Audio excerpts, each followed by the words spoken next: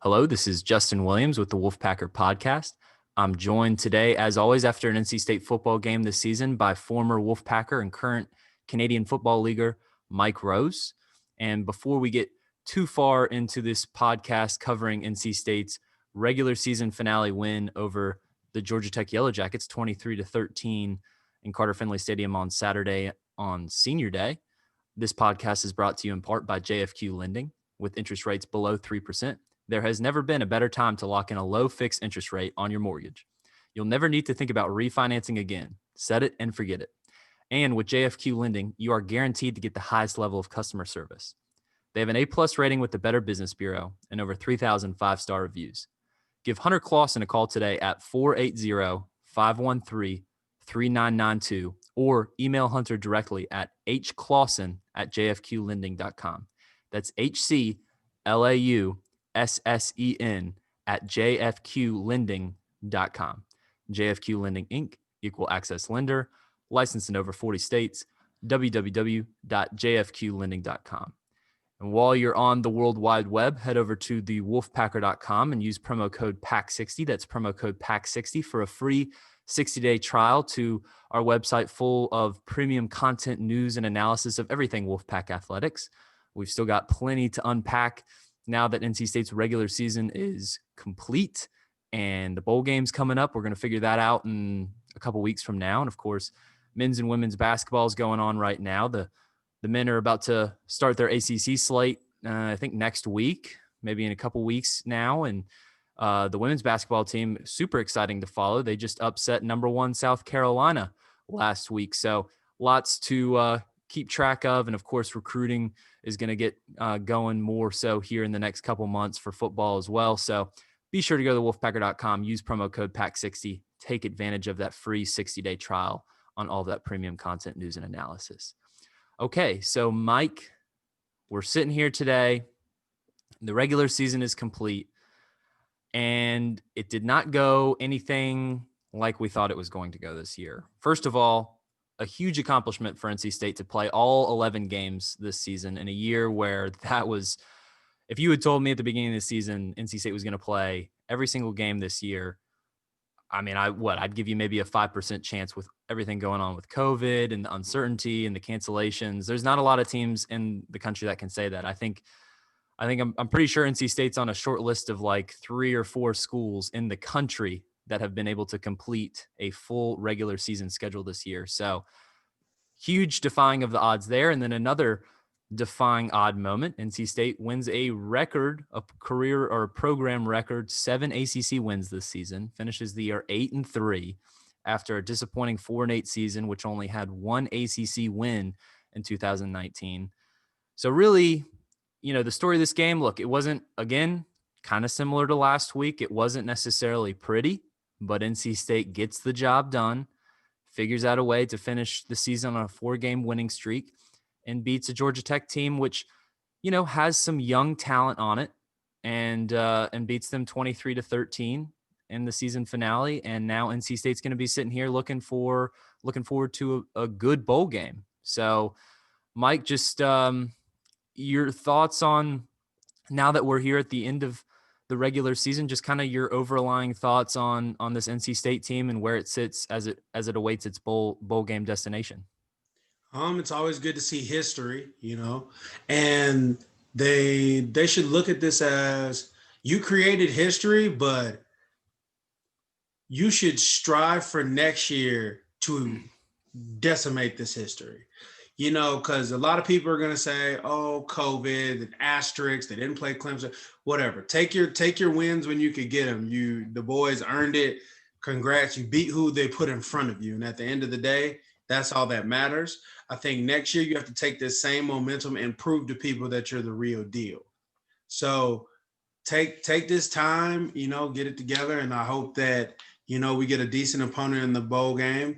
And, I hope these guys come out with the dub. But I will say that it's interesting with this team. You see, as some things get better, other things get worse on this team. This team is always evolving. So there's not one consistent thing on this team, which that's not a knock. Like, they step up in different areas when one's failing. Like Bailey Hockman threw for 300 yards, and we had 88 rushing yards. Makes no sense since I believe that we are a running first team, which is weird to me. Even though the running game really hasn't gotten going here down the stretch. Which is very confusing to me because I feel like the run game is like what our O-linemen do best. Mm-hmm. So, and I felt like for the most part of the year, it's been inconsistent, even though it's probably the strongest feature of the team. So it's interesting to see them winning in different ways with different people. And, you know, I think that they're winning. So at the end of the day, it's not too much to complain about.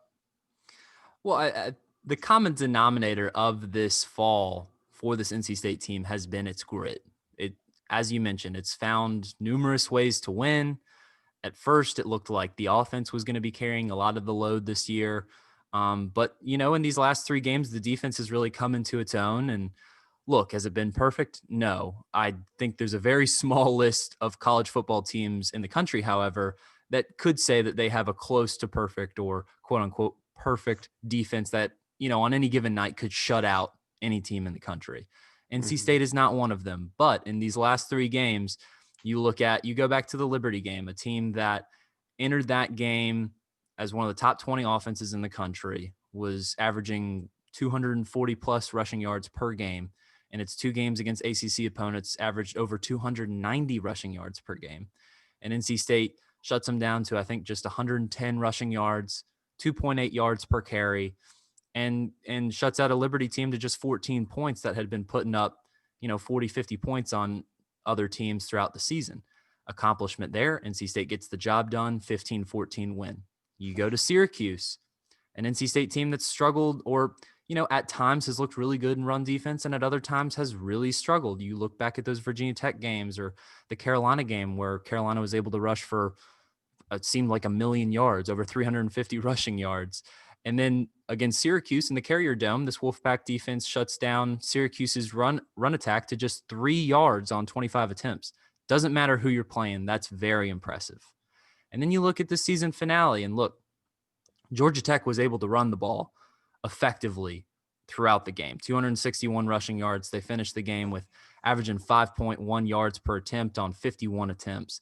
That's not good. That's not good, but it still says a lot that this NC State defense shut Georgia Tech down to just 13 points despite the discrepancies in the run game. And I think you just got to tip your cap to this defense and say, look, it's not perfect, but considering there's been some really nice individual pieces that have popped up. You think about Elaine Mcneill up the middle, who's now going to go pro. He's got some draft stock. He should be a pick in the NFL draft in 2021. For sure. You know, he's been huge in the run game. You look at Peyton Wilson, you look at Tanner Engel when he's on the field.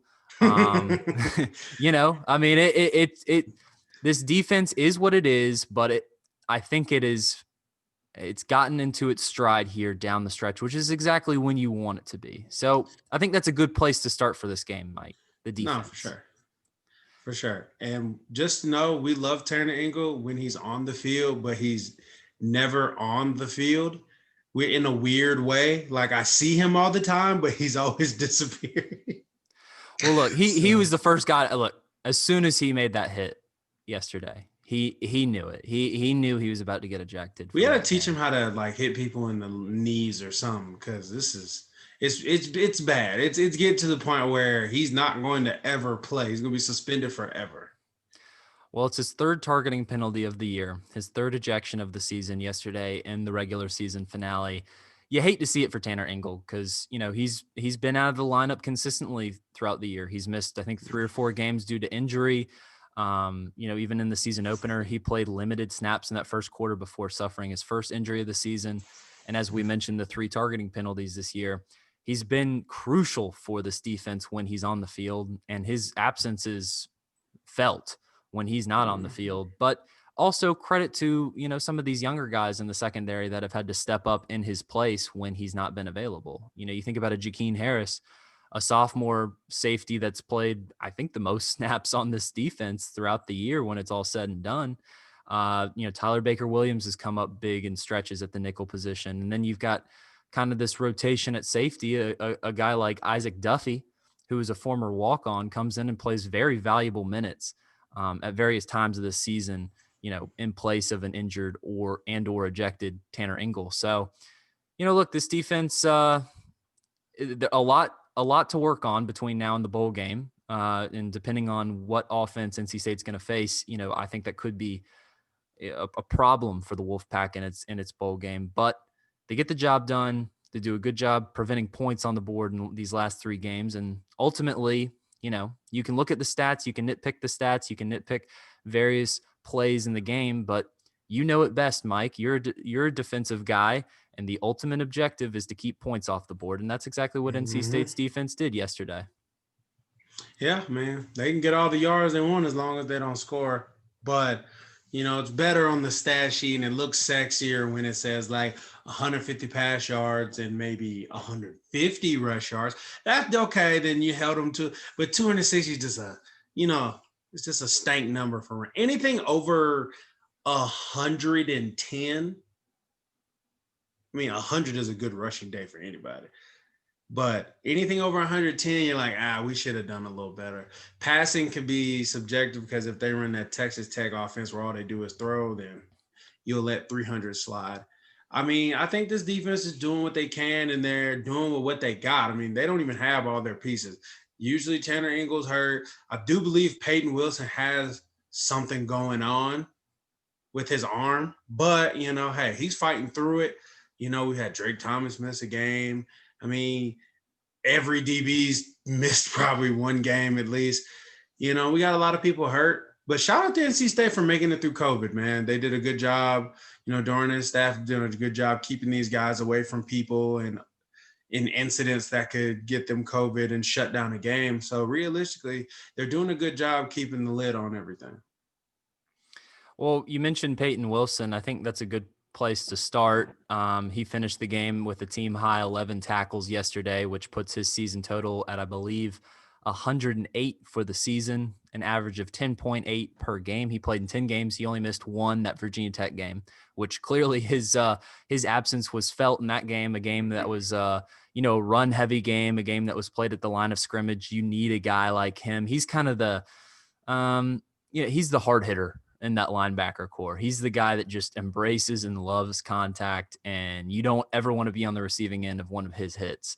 But he's really come into his own. He's a guy that struggled with, picking up some of these personal fouls, these 15-yard penalties early on in the season, at least, for now in this final stretch of the year. It seems like that has been handled. He's gotten a little bit more disciplined on the field, or at least able to, control his emotions a little bit better. But he's going to end up finishing the year as the ACC leader in tackles. I think he's going to slightly miss tackles per game. I know Virginia's got a guy that I think averaged 10.9 when it was all said and done. So a slight miss there, but very impressive for Peyton Wilson to finish this year as the ACC leader in tackles. And it says a lot that, a team from a year ago where Peyton Wilson led this defense with, I think, 68 or 69 tackles on the year in 12 games. For him to now have 108 and clearly be the team leader, that says a lot about just the steps that this defense has taken this year. So credit to him. And another guy that, a big moment for him yesterday was Elaine Mcneill. As we mentioned, he's going to enter the 2021 NFL draft after the season, at least for now. Get your paper, big fella. Oh, good decision for him, I think. Get your money. And he's deserved it. This is something that I think most NC State fans should have been expecting pretty early on in this year, the way he was playing. And I believe Pro Football Focus has him as the highest graded Power 5 defender in the country after this game. And, he talked about after the game, his plan for now is to play in the bowl game. So, I think he hasn't reached a final decision on that according to his post-game press conference, but at least for now, the plan is for him to play in the bowl game. So that's positive news for the Wolfpack. And, another guy, just add him to the list of former NC State D linemen to turn pro. And as we were kind of talking about before this podcast, that's going to be something that's going to be huge down the road yet again for recruiting purposes. He's got nothing but the highest words of praise for his time at NC State. And he's a guy that came into this program, as he played linebacker and running back in high school. And he's a guy that was turned in and developed into a defensive lineman. And after 3 years with the program, 3 years under Coach Thunder and the weightlifting program at NC State, he turns into a 6'2", 320-pound, fierce nose tackle in a 3-down system that, all development, all college development there. So good news for the Wolfpack on the recruiting front. And I think that'll pay dividends down the road. But all in all, I think another big absence yesterday was Cecil Powell. His presence was missed in the secondary. He's been kind of the best tackler among this cornerback group. Aiden White, the true freshman, stepped in his place, and Shaheem Battle, the redshirt freshman, was the other corner. So 2 freshman corners yesterday, but to hold Georgia Tech to 151 pass yards, Sims, Georgia Tech's freshman quarterback, who's got a bright future ahead of him, completes less than 50% of his passes, goes 13 for 27. So a win in the pass game, I think, yesterday for this defense. For sure. The pass game is taking steps. Yeah, I've noticed the pass game on defense is taking steps, and on offense, they've both taken steps. Well, speaking of offense, let's talk about that. NC State scores 23 points on a Georgia Tech team that, wasn't necessarily scouted as a defensively stout team. I think entering this game, they averaged 35 or 36 points per game on defense to opponents. So they came to play, though. They definitely look like they came to play against NC State, though. No doubt. And they were, they had to pull some guys off the bench. They were missing 5 starters. So, it wasn't an offensive juggernaut type of performance for NC State yesterday, but they did enough to get the job done. 17 points in the second quarter to take a 20-7 lead into halftime. The most impressive part to me was just the connection between Bailey Hockman, the quarterback, and Emeka Emezi, the senior wide receiver. Hockman goes 23 for 36 on the night, 309 yards, his second consecutive 300-yard performance and the second of his career. So he's really, hitting his stride here down the stretch when NC State really needs him to. And Bailey said he's going to make the quarterback room nervous. He wants to put a stamp on the season because at the end of the day, you can honestly say Bailey Hockman has been the quarterback for most of these games. Bailey Hockman has been a part of probably one of the greatest NC State seasons of all time. He is the quarterback of one of the greatest NC State seasons and a record. So, people say what they want. You got the bowl game. Sitting Bailey Hockman going to be hard, especially if he has a good bowl game. If he has a good bowl game, that might seal – it's going to make that quarterback battle tough come August. So he had 8 starts this season. Goes 5-3 in those games. You can't take that away from him. Look, there's been some hiccups along the way, but he's had some really good games too. Chapel Hill, yeah. Chapel Hill was not great. Virginia Tech was not great, but those were bad games for the entire team. Those games weren't lost due to quarterback play. Those games were lost in various elements of those games. And when Hockman has been on this season, he's been a very competent ACC caliber starting quarterback. So credit to him for, sticking with this program, a guy that, going into the year wasn't expected to be the starter, but ends up playing some very crucial. Tough decisions will be made by the time September hits and that first NC State 2021 team rolls out. A tough decision. It's one of the best decisions for a coach is to have to choose between 2 guys who could both lead you to the promised land. The sad part is when one gets hired, you're probably going to lose the other guy. But it is what it is. It's sports. But, man, it's going to be very interesting, especially since there's a third contender in all of this that we don't talk about. We don't even talk about the third guy. Well, maybe you're not talking about him. I see his name a lot on Twitter. Let's put it that way. NC State fans have had a love-hate relationship with Bailey Hockman all year. And in fairness, there there has been head-scratching moments along the way. He just keeps winning, and so it's like, 2 picks, but a win. A fumble in the end zone, but a win. A safety, but a win. It's like Jekyll and Hyde, man. Oh, he is Bailey Hockman represents the duality of man. He when he's on, he's on. When he's not, it. And but exactly to your point, what it comes down to for him has been his seniority, his presence, his ability to fight through adversity, and he's done that effectively here. Ever since really the bye week, has bounced back from some tough moments. And one of the biggest things, one of my biggest takeaways from yesterday, it's not going to be, sung in the headlines or anything, but no interceptions. It's his first game this season without throwing an interception. And, look, he didn't have any touchdown passes, but I will take 10 times out of 10, a Bailey Hockman game of 300 yards, no touchdowns, but no interceptions. NC State didn't turn the ball over once yesterday, a huge reason why they were able to come away with the victory, a 10-point victory at that. So credit to him and credit to, his star receiver last night, senior wide receiver, Emeka Mezi. Potentially his last game at Carter Finley Stadium. We don't know yet. Of course, the seniors will have the option to come back for another year because of the free year of eligibility granted by the NCAA this season due to the volatility of the 2020 COVID season, if you will. But if it is his last game at Carter Finley Stadium, a good way to go out with 91 yards and made some huge plays down the stretch for NC State, drew probably another 3 or 4 pass interference penalties. Dorn said after the game, he probably could have had 150 yards if those guys weren't tugging on his jersey all night.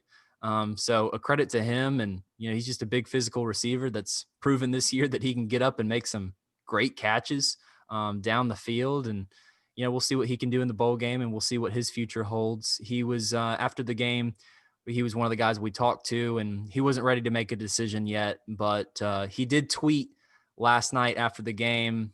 He tweeted, "Run it back one more year?" ? With one of those smirky emojis. So it begs the question that, he's definitely thinking about coming back. So we will see. That could be a big shit. I don't think it would hurt his draft stock at all. Well, I think it would only increase it. Well, I think one guy that I predict, maybe our favorite, I don't necessarily know if he'll come back because I think he could get picked in the NFL draft. Man, need to go ahead. We don't even need to talk about him this week. Okay. He knows who he is, man. He knows. We got you. Let's just say he's a 6'7" tight end, and he had 2 catches for 24 yards yesterday. Look, I'm gonna do the podcast for whatever team he goes to. I'm gonna go to their podcast next. I know. Okay, well, that'll be our objective. Wherever he goes, we'll make a Carrie Angeline podcast. You and me. But good for him. They targeted him a good amount yesterday. 4 targets, which is a little bit more than usual. But normal. I can always make the case for more with him. But and then the run game, it lacked luster yesterday. More Bam night, man. More Bam night. Yeah, it was an 88-yard performance. NC State struggled to move the ball on the ground. Ricky Person ends up as the leading rusher yesterday, 59 yards on 15 carries. Bam Knight second with 38 yards on 7 carries. I'm not a guy to hide it. I think that Bam should be the running back one. I like Ricky Person's presence. I like the carries that he gets, and I think he should definitely be an active participator in the rotation. But I'd at least like to see a 50-50 split between those guys. And, it wasn't the running game's night. As I think we were talking about it before the podcast, this offensive line is better in the run game than it is in pass protection.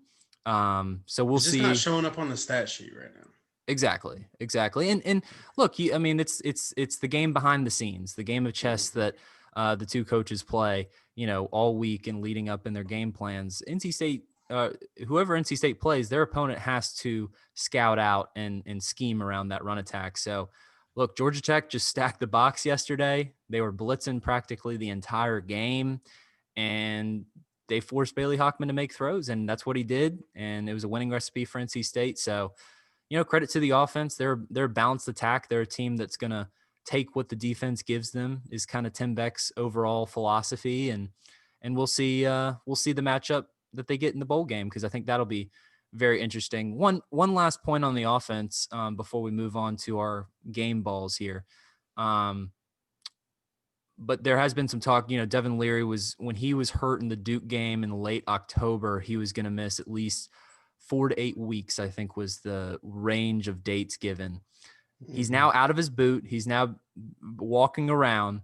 But if you're an NC State fan, which obviously you are if you're listening to this podcast, you might be hoping that Devin Leary will play in the bowl game. I would put the odds of that very, very, very low. This is a free year. Bailey Hockman's been playing well. And don't do it. I think there's probably a 99% chance that Bailey Hockman will be starting. One in the hand is worth more than two in the bush. Right, exactly. That's you got Bailey and you got Ben. So you even got him. Right. But then I just think that Leary just, he got hurt, give him some, let him get healthy, man. Yeah. Because the last thing you want to do is to hurt himself in the bowl game. Bailey Hockman has been the quarterback. Let him finish out this year. After the season, whatever happens, y'all can Twitter Bailey Hockman to death. But at the end of the day, he got them W's. So you can say what you want. A lot of programs would love to have him, as is Devin Leary and Ben Finley. So, I think the team just did well with regardless of who was at quarterback. The other guys stepped up, and I think that was the biggest thing, that other people stepped up to help out a quarterback situation that before, because let's be honest, I would say last week was the first time I was like, all right, I'm content with Bailey Hockman no matter how Jekyll and Hyde he is. I think it took until last week for me to be like, all right, this is the guy. He's going to finish the year. Think about it, where we're at in the season. Usually people know this day one of training camp. We didn't know. I agree. I 100% agree. Early on in this season, I had my doubts about Hockman, particularly when he began to struggle in games. You saw that when he had positive momentum, he could play really well. And then when he'd throw an interception, he visibly looked timid on the field. He looked unsure of himself on the field, but that has not been the case since the bye week. I think he's really gotten comfortable in his role. And that Syracuse game, he had a tough first half in that Syracuse game, made some really bad mistakes, quite candidly, and bounces back and has a career night. And he throws for 4 touchdowns and 320 yards and ends up, pulling NC State to a 7th victory in the Carrier Dome. So yeah, Devin Leary, to me, is clearly the quarterback of the future, at least for the next couple seasons. I still anticipate that he will be the day one starter in 2021. Hockman is maybe making it a little bit more interesting, but I still think at the end of the day, Leary is going to be that guy. And that's why you preserve him in the bowl game. You don't risk it. Is Bailey Hockman a redshirt junior? He is. So he has another. He could graduate. If he graduates, that's an interesting thing now, especially with quarterbacks, because Bailey Hockman's got a taste of starting. Right. He's got 1 year left. No, he's got 2 years because of the NCAA thing, right? Correct. He could play another 2 years, yes. Honestly, he's been sitting this long. That's 4 years of his life. He's probably not going to want to sit behind somebody. I would say if Doran is really, truly going to go with Devin Leary, I think that if he's graduated, Bailey Hockman bounces if that's the case. Maybe. We'll see. It'll be something to definitely follow over the offseason. If you're Hockman, you could have made the case that this year would have been the year to go. And then look, he ends up playing the most snaps this year, starting eight games. So, you can never tell. And for sure. And it's definitely important for NC State to have multiple quarterbacks that are capable of pulling out wins, something that they have proven this year. So maybe Devin Leary pulls out. You never know. It's a stark contrast from 2019. 2019, for sure. You had 3 quarterbacks. None of them could take you to victory. And this year, you've really, you could even throw Ben Finley in the case to say, look, you've got 3 quarterbacks that you could be confident in going into a game, thinking that you could pull out a win. So yeah, I think the good thing is from 2019 or 2020 and all that, I think that now the floor is 500 for 2021. I think the worst that team could do is 500. As of coming into this season, I was like, they could honestly lose every game. And that's fair. That's my opinion. That's how I felt. But they exceeded all expectations. But I think next year, I think the floor for them is going 500 in 2021. Well, it marks the third 8-win season in the past 4 years at NC State. And now that 2019 season is looking like the outlier, and this year is looking more like the norm. So I think you're exactly right. And, you weren't alone with the low expectations. There was that ACC graphic that's going viral on Twitter with the ACC network, football cast saying what's going to be more, NC State wins in 2020, or how many of the 4-man panel could run the Krispy Kreme challenge. So they're basically putting the ceiling at NC State in 2020 for 4 wins. And that's going to be an old takes exposed, if you will, because, they proved all the doubters wrong. And credit to the coaching staff, credit to the players, credit to the entire program, everyone involved. But Mike, let's give out our game balls for this regular season finale. I'm not going to let you give it to who you said you were going to give it to before we began this podcast, because it has to be an NC State player. So, Mike, All right. Give me your game ball. You always surprise me. You always find a way to surprise me. So I'm intrigued. Yeah. I'm going with big number 32, Christopher Dunn. Kicked a 40-yarder. You know what I'm saying? 3 for 3. Hit all his extra points, 11 points for the day. Big C Dunn kickers never get any love. And I think that he has been a shining spot on this season because it's rare that NC State has a good kicker. I was a part of a few years of some bad kicking. I think that he's doing a great job. So I'm giving it to him, man. I think that is a phenomenal pick. And I'll give you another reason why that's the right pick, because he, I believe, tied the school record for most made field goals with that 40-yarder yesterday. So he's in the record books. He's got another year of eligibility, so he's probably going to shatter all of the kicking records in his senior year. He actually has 2 more years if he really wants to stay that long. And if he really wants to get down. And yeah, and it's it's really refreshing for NC State to have a consistent, reliable kicker that, I mean, heck, he's made a couple from 50 plus. So, a guy that, you get into opposing territory, that you can at least get 3 points as long as you hang on to the football. That's a huge asset to have. So good pick there, Mike. I like that. I'm going to give it to a guy that we mentioned previously on this podcast and could be his last game at Carter Finley Stadium. We don't know yet, but it was senior night. So I got to give it to the senior wide receiver, Emeka Emezi. 6 receptions, 91 yards, played big. I think he, you look at everybody on the offense, and I think you would name him of the MVP of the offense yesterday. And credit to him, drew some important pass interference penalties as well. Came up big on 3rd down a couple times, and just a first down machine when Hockman could connect with him. So credit to Emezi, credit to Bailey Hockman for giving him those throws. And look, we got an 8-3 NC State team, and 2 weeks from now, going to figure out their bowl game destination. So I know you and I will have another podcast here after the bowl game. Maybe we'll do something in the interim. We'll be DMing each other on Twitter, so we'll be in close contact there. We'll see what the listeners think. If they start blowing up my emails, begging me for Mike Rose, maybe we'll get you on before then. So Mike, thank you as always. It's been a great regular season to cover NC State football with you. So thank you for joining us this season. And lastly, before our listeners tune out and go listen to their next Wolfpacker podcast, please be sure to rate, subscribe, and review wherever you listen to this podcast. We're on Spotify, Apple Podcasts, Google Play, but definitely be sure to give us a 5-star rating and also subscribe so that you get all of these in your queue whenever they're hit the system. So also follow us on social media. You can follow Mike at SavageMike90 on Twitter. You can follow me at Justin H. Will on Twitter. And then, of course, go follow our main account at the Wolfpacker. I'm sure you do already, but if you don't, what are you doing? Go on Facebook, give us a like, NC State Wolfpack on thewolfpacker.com. And of course, please be sure to use that promo code PACK60.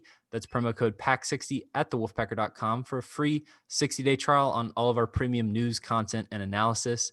So one last time this regular season, and we're going to do it again here probably in another month. But for Mike Rose, this is Justin Williams, and this has been the Wolfpacker Podcast.